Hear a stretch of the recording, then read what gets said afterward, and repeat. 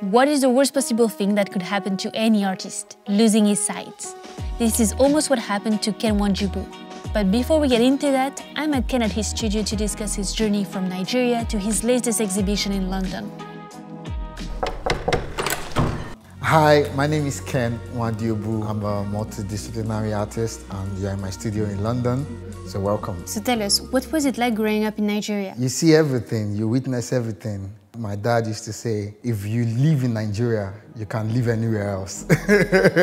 Because you get the first-hand, anything that you can think of, the good, the bad, the ugly. It's just been that. It's just been us trying to understand Nigeria, understand the world, and survive. What made you start drawing or creating art? It was sheer love. I was in school, I was studying civil engineering. My father is not an artist, so he likes drawing this thing, right? It's Y-O-U, and you make it into like this cartoon figure. That was all art was for me. I can imagine my surprise when I'm in school and somebody hits me up and says, yo, there's this guy somewhere drawing the dean of my school at that time. And I got interested, and I saw this amazing drawing that just took my interest. And that was it. I remember going to different artist studios in Nigeria to ask them to tutor me, and they were like, I'll finish your engineering, then you go and study art. So I needed to, create what art meant to me personally.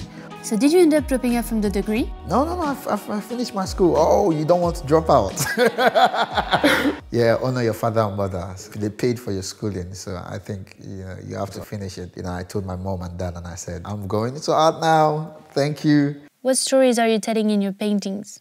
First of all, my identity as a black person. It's very important to me. I want to give you a first-hand look of it, and maybe you connect with it. Maybe you felt that same way before. It shows us that we're not different, we're equal, we are the same way. If we feel the same things, if we go through the same issues, we go through the same emotions. When you think of the diversity of the art world, you realize that you need a bit of African conversation in their art history. A lot of people trust me with a lot of their stories, things that happen to them, and you'd relate to it if it's true to the person. And that's why one of the things I started doing was cutting out the image of a person to take out the physical form and give you the truth of that conversation. See it eye to eye with the person who has felt it, who has been there, who has experienced it, and see if you can understand the conversation from that person. When I was young, I almost lost this eye. I was playing with my brother and the handle of the door was pierced through my eye and I almost lost my eye. It took me a whole year to treat the eye. And then I was teased with my eye because the eye was big now, and I was entering my secondary school and they called me Cyclops. The concept of the eye just has always been a conversation in my whole life. It's just who I am, I've always been about the eyes, and I feel like it comes across in my work quite a lot and quite amazing.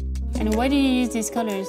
A very personal question too. There's one of my work I did, it's called The Heartbreak Kid, and it was on red. And another one I did is called A Little Privacy, and it was on red. And all of them spoke about my relationship life and the inability to sort of connect with somebody or be part of somebody. And then blue for me is like alien. It's like feeling blue. So I use it to talk about, people who are not supposed to be there, or people who feel like they are detached from the world. Or it's me just trying to tie a color to a conversation or an idea. Do you remember the feeling when you sold your first piece? Oh my God, yes. First time I actually sold a piece was to an amazing collector and a gallerist here. He hit me up on Instagram and said, create one original work of yourself. I'm coming to Lagos to buy it. And I did not know what that meant till it happened, where he was with the piece, rolled up in my hand. And then he opened it and it was like, wow. And he rolled it and, we spoke, and then I went back with a check. And I remember showing my mom, and my mom was dancing in the house. To me, that's the beauty of art, Doing something you love, being able to help people back home, give people hope. It's amazing. I still remember the feeling till today.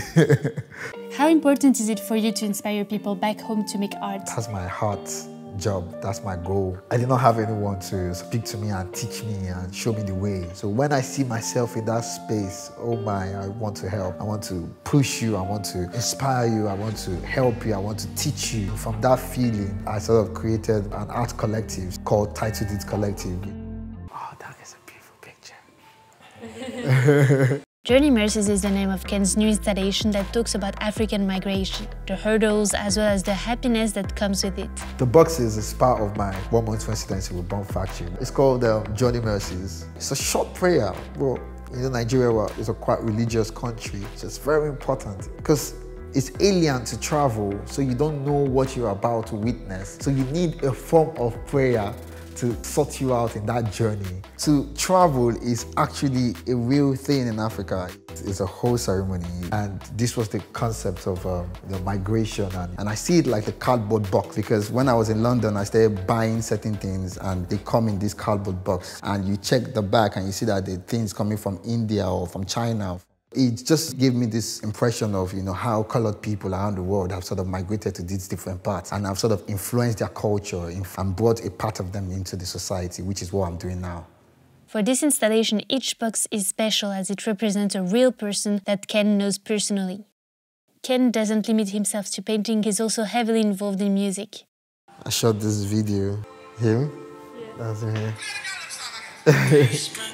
And him. That's it.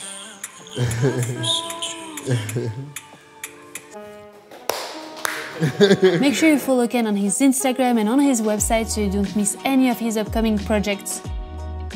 That's the end of another video. Thanks so much for watching, and don't forget to like and subscribe, and I'll see you next time. Bye!